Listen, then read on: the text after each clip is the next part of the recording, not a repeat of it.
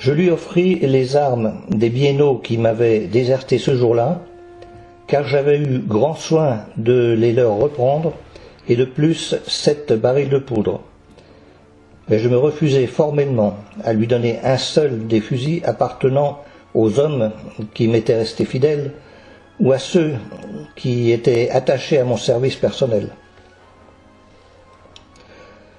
Le 1er septembre, je me trouvai très souffrant en me levant.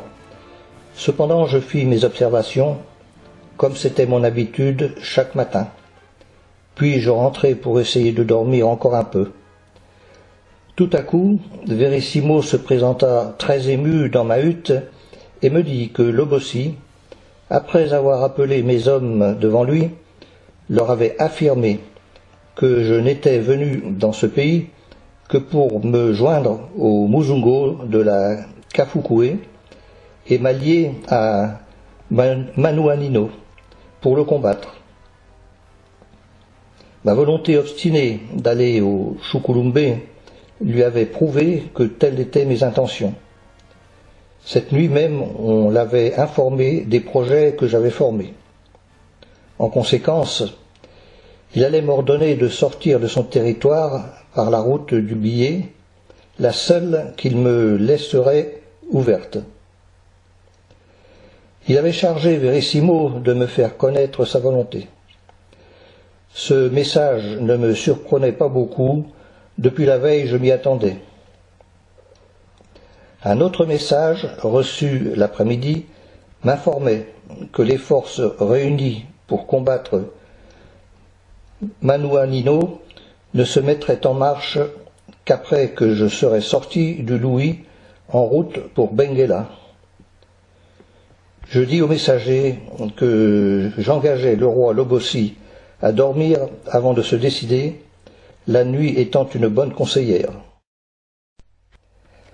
Le 2 septembre, de grand matin, je reçus la visite de Gambela.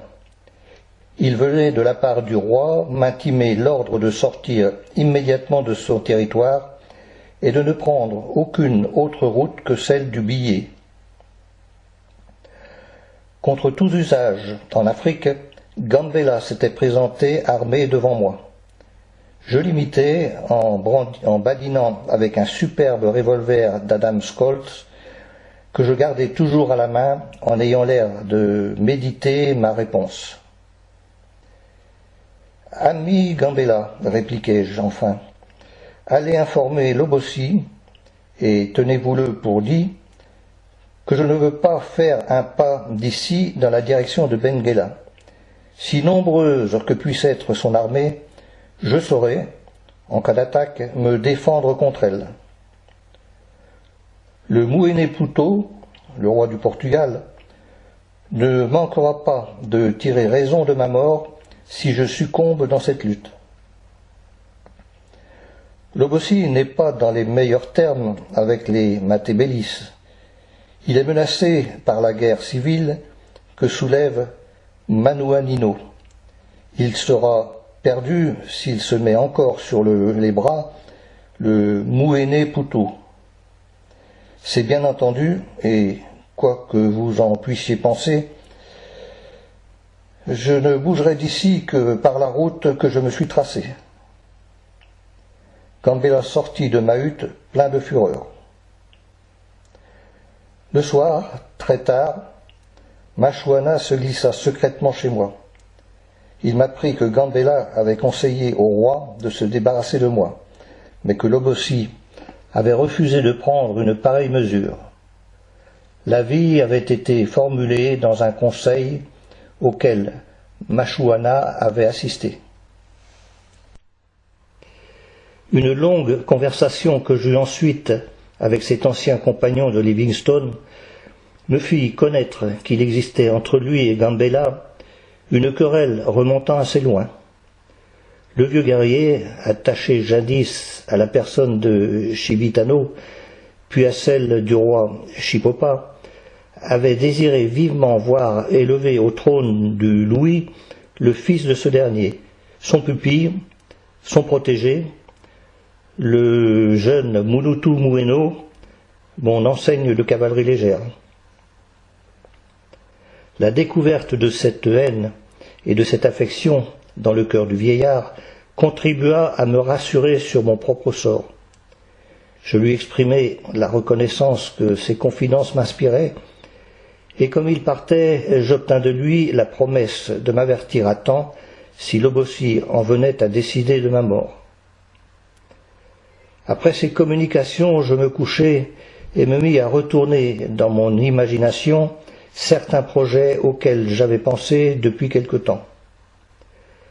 Dans le cas où Lobosy aurait résolu de me faire périr, j'avais décidé que je m'entourerais de 5 des hommes sur lesquels je pouvais le plus compter, à Augusto, Komutumbo et d'autres.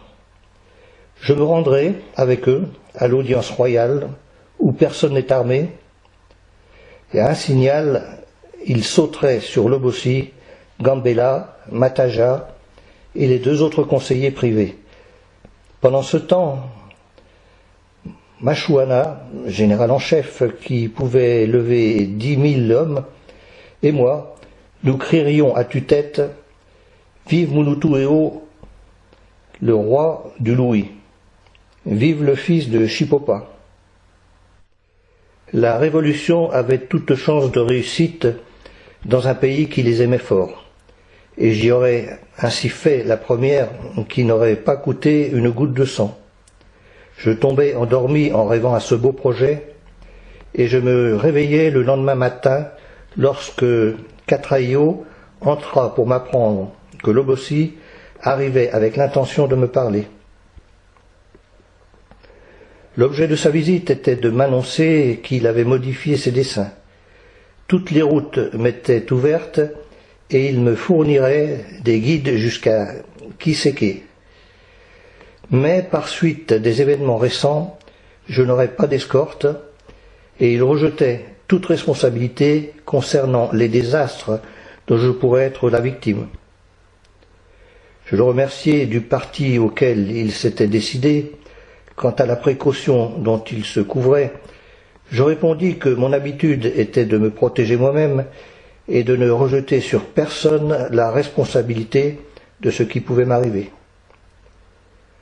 Plus tard j'appris que la décision dernière de Lobosy lui avait été suggérée par Machuana, qui ne s'était pas lassé de lui faire observer l'inconvenance de ses propositions antérieures, tendant à me faire sortir de ces états malgré moi.